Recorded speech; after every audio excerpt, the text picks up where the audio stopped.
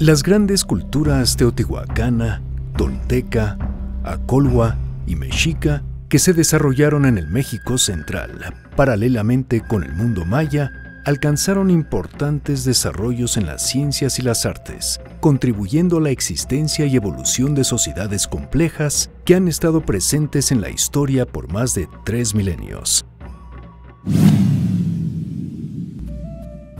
Con una larga evolución que se remonta a mediados del primer milenio antes de la era cristiana, en los tiempos del máximo esplendor de Teotihuacán, entre los siglos II y VI después de Cristo, la ciudad alcanzó una extensión de 20 kilómetros cuadrados y una población de unos 100,000 habitantes, muestra de una compleja organización social única en el mundo de esa época.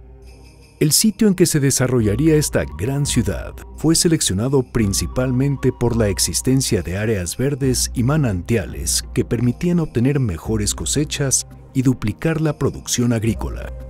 La ciudad creció con base en un plan rector que proviene de épocas muy tempranas.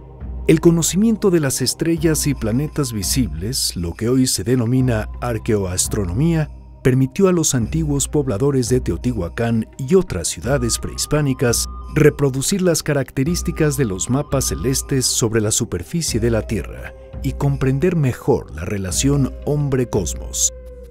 El desarrollo de todo un sistema de medidas se hace evidente en la distribución de los espacios urbanos y la simetría perfecta que se observa en muchos edificios y conjuntos.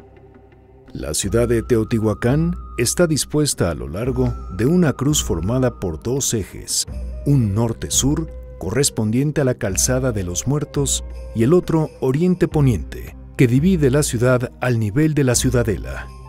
La construcción de pirámides, que es uno de los logros más espectaculares de esta civilización, al igual que muchos otros aspectos de su ingeniería civil, urbanística, hidráulica y ceremonial, estuvo determinada por sus concepciones religiosas y su cosmovisión. Según el pensamiento náhuatl prehispánico, heredero de la cultura teotihuacana, el mundo está constituido por 22 pisos colocados a lo largo de un poste central retorcido. En el centro se encuentran 4 cuerpos que representan los 4 pisos o cielos que corresponden a la región del centro del universo donde viven los hombres. Por encima de estos hay 9 cielos habitados por los dioses en los templos construidos por los hombres y por debajo las 9 regiones del inframundo. La cueva que se encuentra en la base de muchas pirámides de Mesoamérica es la entrada al inframundo. Es por eso que las pirámides del Sol y la Luna, así como la de Chichén Itzá, tienen una cueva con agua en su corazón. Sobre las cuevas situadas en su base se colocó un relleno de arcilla y lodo, en forma de montículo, dentro del cual se excavaron galerías destinadas a mantener comunicación con el inframundo y a celebrar ceremonias rituales. El cuerpo de la pirámide se fue construyendo con piedra de la zona, tepetate, y en su parte exterior se aglutinaron piedras pequeñas. Por fuera, el acabado toma la forma de tableros en los que se colocaron ornamentos de diferentes tipos, como los mascarones de jaguares en la pirámide del Sol, o las cabezas de serpiente emplumada y de Tlaloc en el templo de Quetzalcóatl en la ciudadela. En la misma época de la construcción de la ciudadela, quedó establecida la distribución de los 4 barrios principales en los 4 rumbos. Los barrios se configuraban por unidades habitacionales, de planta cuadrangular, rodeadas por un muro exterior alto que las aislaba de la calle y, en su caso, podría servir de defensa. Siempre contaban con un patio de buenas dimensiones, en cuyo costado se ubicaba un templo, cuya escalinata miraba hacia el poniente. Todos estos conjuntos disponían de desagües y drenajes, y de aljibes para almacenamiento de agua. Teotihuacán contó con una red de drenajes que cruzaban en todas direcciones. Se han identificado y excavado 2 grandes desagües generales que cruzan toda la ciudad, en particular el área ceremonial, y desembocan en los ríos vecinos, lejos ya de las zonas habitadas.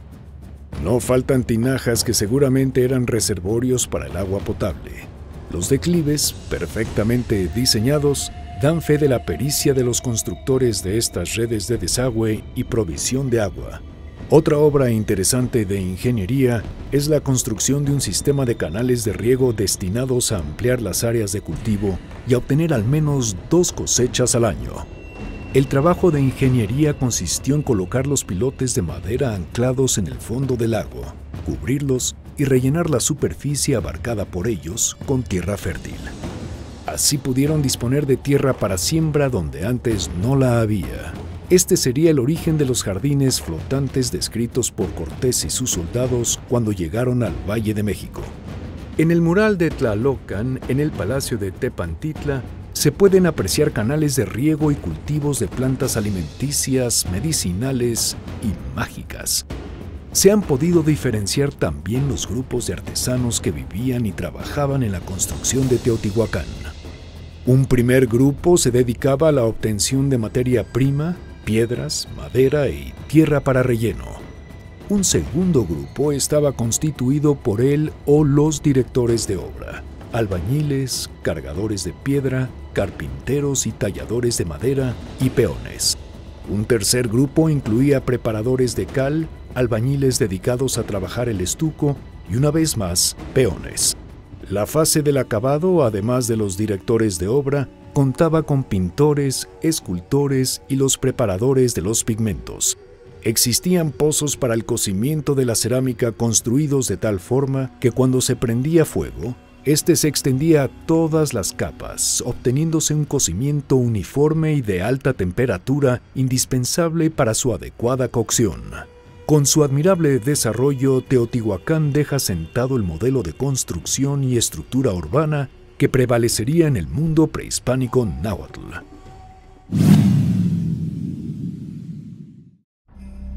México Tenochtitlan resume y reúne en sus 2 siglos de existencia los logros de las antiguas culturas nahuas. En 1325, los mexicas se establecieron en un peñón en el centro del lago, donde encontraron un águila posada sobre un nopal devorando a una serpiente. Ese lugar se convertiría en el ombligo del mundo mexica. Allí construyeron su pequeña aldea que sería, para el tiempo de la llegada de los españoles, la gran metrópoli mesoamericana, con alrededor de 300,000 habitantes. Uno de sus muchos méritos reside en haber levantado su capital sobre un islote pequeño, que fue creciendo artificialmente, lo cual implica una obra de ingeniería excepcional en aquel momento. Se ganó terreno al lago mediante pilotes de madera fincados en su fondo, sobre los cuales se fueron rellenando con tierra las áreas necesarias para ampliar las construcciones. La planta de Tenochtitlan recordaba a la de Teotihuacán. El gran Teocalli, el templo mayor, colocado al oriente de donde arribaba la gran calzada que cortaba el lago de sur a norte y proseguía de allí hasta el cerro del Tepeyac, mantenía el mismo esquema urbanístico de Teotihuacán. 2 calzadas más partían del borde del islote hacia el oriente y los embarcaderos que daban salida a las canoas que iban a Texcoco, Chimalhuacán, Coatlinchán, Tacuba, Azcapotzalco y los límites occidentales de la laguna.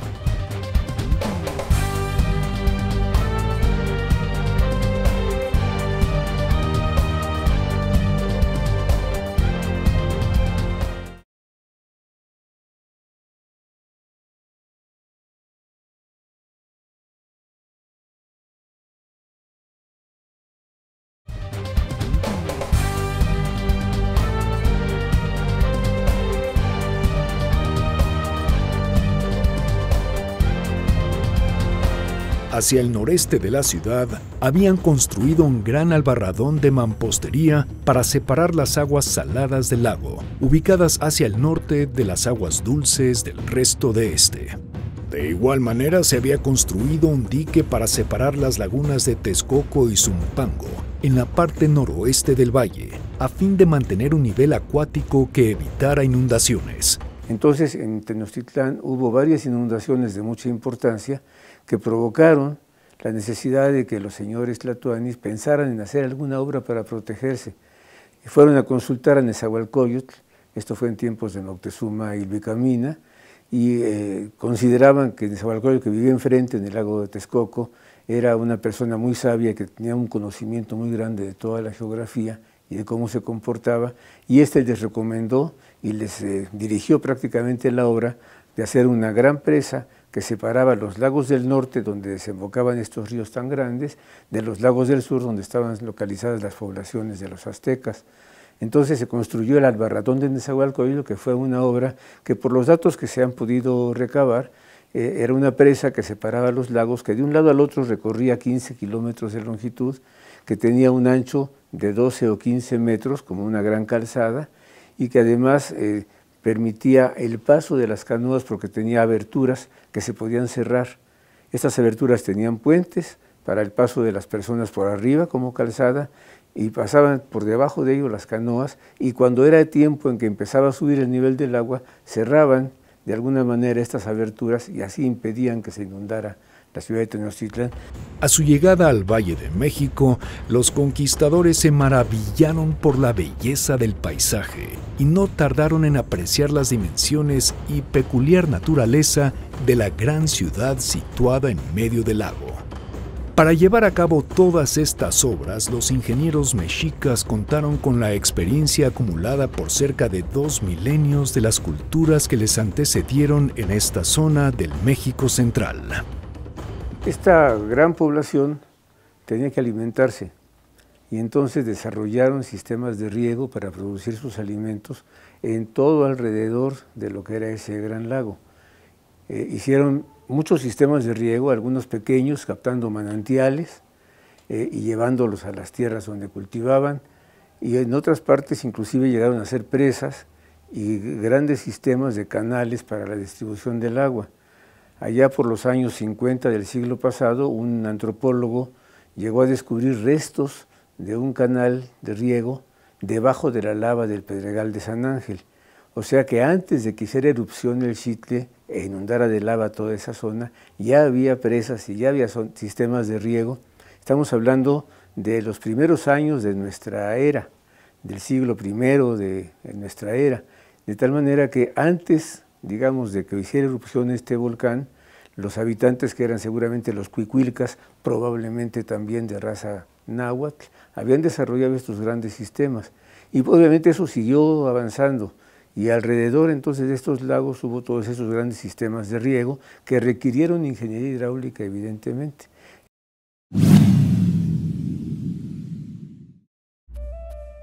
De inicio se usaron madera, tierra y piedras sin modificar. Luego se comenzó a moldear y a carear las piedras a fin de poder construir sillares sólidos. No tardaron en introducir cal y morteros. Poco a poco, la piedra se convirtió en el elemento primordial para la construcción, en especial de edificios públicos, palacios y templos. Había cantos rodados, gravas, arenas y arcillas utilizadas de acuerdo con lo que se iba a construir. Se trabajaba de diferente manera de acuerdo con las cargas para disminuir la contracción y aumentar la resistencia. Los cementantes aparecieron cuando se dispuso de la cal y arcilla en épocas muy tempranas en el valle y en Tenochtitlan desde su fundación. Con estos materiales se logró una muy adecuada adhesión entre los elementos de construcción. Se conocía bien la forma de preparar morteros, que son los productos de la mezcla de un cementante y una carga. Nunca dejaron de emplearse tierras generalmente compuestas con arcilla, sedimento y arena mezclados con agua para hacer una masa que se dejaba endurecer, y también aditivos orgánicos tanto de origen vegetal como animal. Al unir estos varios elementos mediante los cementantes, se fue incorporando el empleo de mampostería.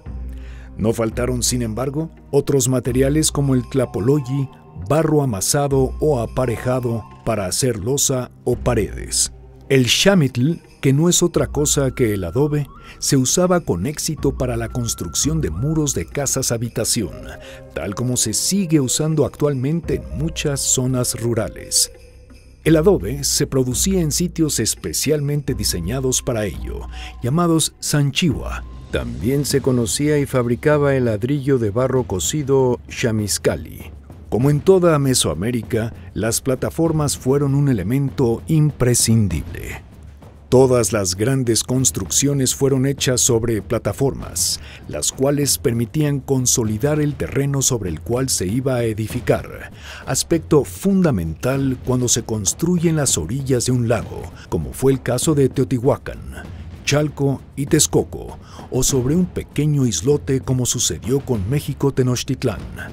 Por otra parte, las plataformas permitieron disponer de espacios abiertos de grandes dimensiones y articular, separando al mismo tiempo espacios específicos, plazas y conjuntos de edificios. Otro elemento fundamental fueron los basamentos en que se asientan los grandes monumentos, en particular las pirámides. Estos fueron cada vez más comprimidos con fines de cimentación y transmisión de cargas para proporcionar seguridad a la construcción. En el Templo Mayor de Tenochtitlán se puede observar claramente el núcleo de tierra, piedras y arcilla, en el centro mismo de los dos templos, los de Tlaloc y Huitzilopochtli, en la primera construcción. Es también evidente cómo allí se dieron las sucesivas superposiciones de las estructuras piramidales, siempre en 4 cuerpos. En un quinto cuerpo se ubicaba una construcción poco pesada, compacta, probablemente techada con materiales perecederos. Los techos fueron construidos por lo regular con armazones de vigas de madera revestidas con mortero para sellarlos. Ingenieros y constructores mexicanos han usado desde entonces arcilla, cal y baba de nopal como impermeabilizante. Pilares y columnas de piedra sobre los que se apoyaban vigas o arquitraves permitieron la creación de amplias estancias, siempre de techo plano o con una inclinación que permitiera el escurrimiento de las aguas pluviales, ya que en el altiplano central no se hizo uso de arcos. Para las puertas y ventanas, fue común el empleo de postes o pilastras laterales de madera o piedras según el caso, y un dintel, hecho a su vez con un bloque de piedra y una piedra de toque en su centro, o bien con 1 o 2 vigas de madera. Los acabados por lo regular eran rústicos, aunque en las últimas etapas de construcción, en Tenochtitlan se impuso la alternancia de una piedra corta y una más larga que permitían modular mejor los espacios. En los palacios y casas de la nobleza y los sacerdotes, la ornamentación jugaba un papel primordial. Abundan las planchas de ónix, alabastro y obsidiana, trabajadas para lograr piezas muy delgadas y translúcidas que se colocaban en ventanas y orificios para iluminación. Las casas de Moctezuma estaban recubiertas con jaspe, una variedad de cuarzo que puede ser de diferentes colores.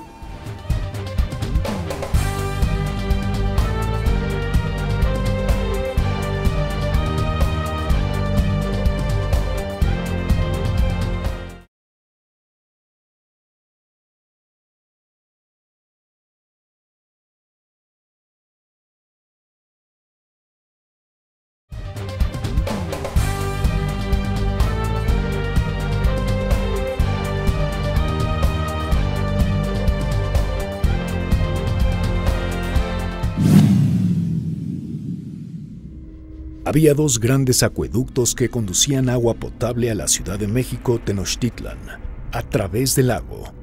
Una que traía agua limpia y potable de Chapultepec y el otro de Churubusco. Su construcción requirió de aislar los manantiales, hacer acequias y estanques y de allí dirigir el agua hacia el acueducto y darle el declive necesario para que corriera sin impedimentos. Los conductos estaban hechos con barro cocido y en ciertos casos recubiertos con lajas de piedra. Una sección del que llevaba el agua desde Chapultepec estaba abierta en su parte superior. El darles la elevación necesaria sin hacer arcadas, ya que no se conocía el arco, requería de la colocación de pilares enclavados hasta el fondo del lago y rellenar algunas áreas de este adjuntas al acueducto. De tramo en tramo, se dejaban zanjas para dar paso al agua de la laguna de un lado al otro del ducto.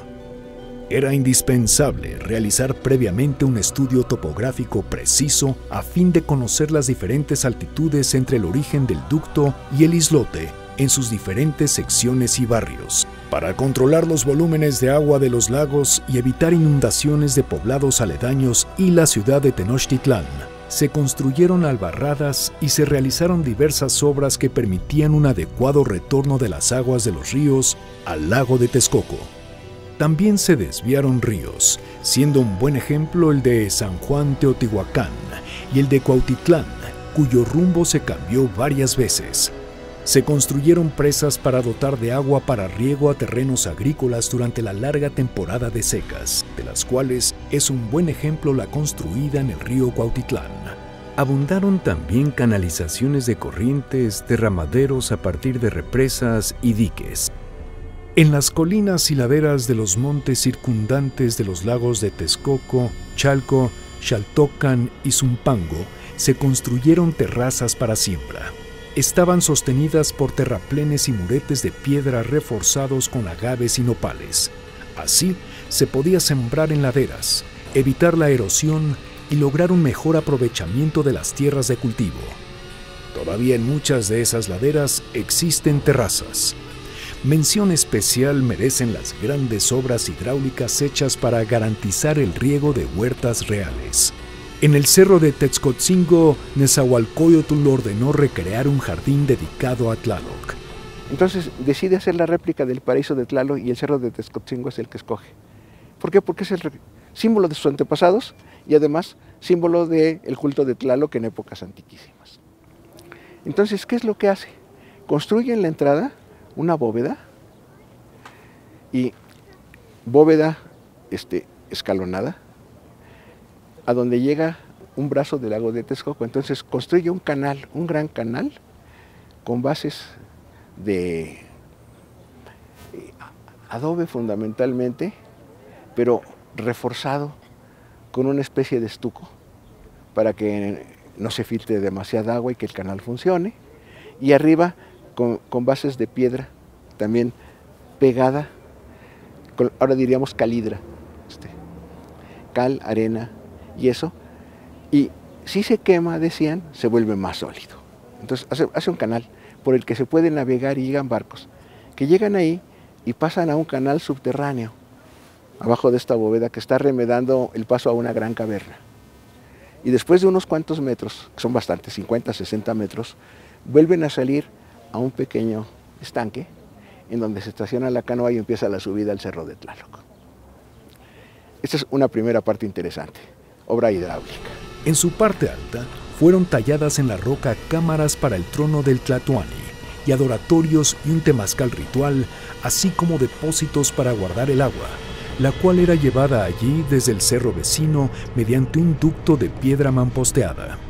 Lo interesante es que el nivel del depósito y el temazcal es más alto que el ducto, y que el agua sube debido a que el ducto se hizo con pequeñas curvas y partes en mayor declive, dando fuerza al líquido para subir a la siguiente sección. Todo el cerro tiene terrazas para siembra y canales y zanjas que permitieron que crecieran allí los vegetales sembrados. Otro jardín, también ideado por Nezahualcóyotl para Moctezuma el Huicamina, es el de Huaxtepec, en el actual estado de Morelos.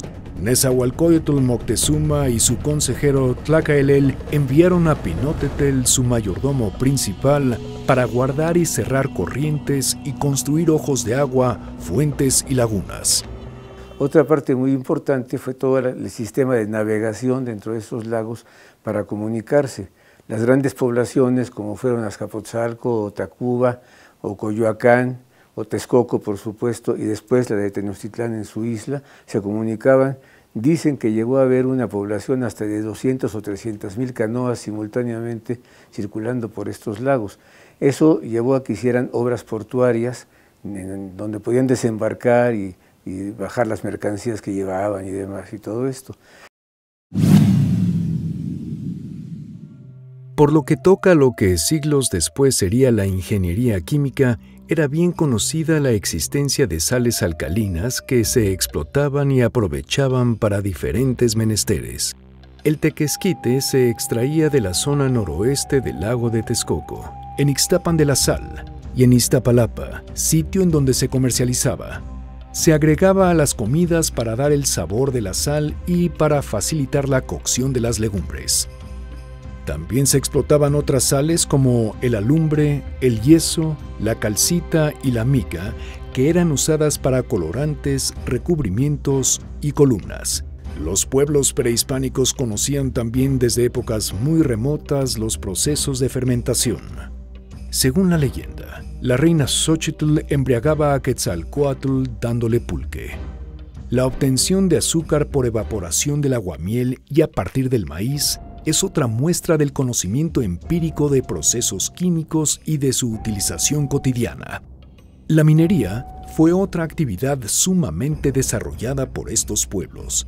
La exploración y explotación de yacimientos de piedras preciosas, turquesa, azabache, jade, ojo de gato, ámbar, florita verde y cuarzos fueron actividades preciadas y comunes a todas las culturas prehispánicas mesoamericanas.